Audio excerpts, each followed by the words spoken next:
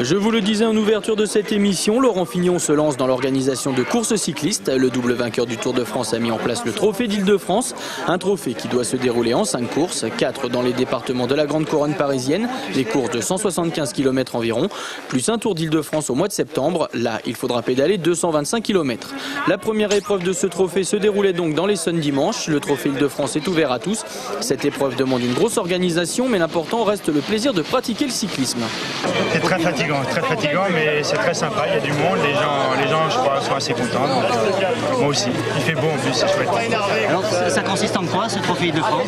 J'ai 5 courses cyclosportives, des épreuves de masse, on essaye d'avoir le plus de monde possible, de tous les horizons, licenciés, non licenciés, et on essaye de leur faire plaisir avec un village, petit déjeuner, etc.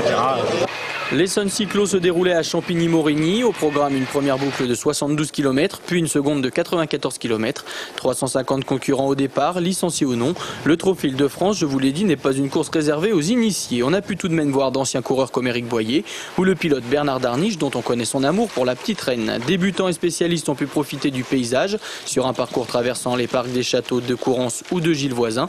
C'est Alain Moy qui a remporté cette première course. Prochain rendez-vous désormais pour le Trophée Île-de-France, ce sera le 18 mai dans les Yvelines. Le départ sera donné du château de Rambouillet.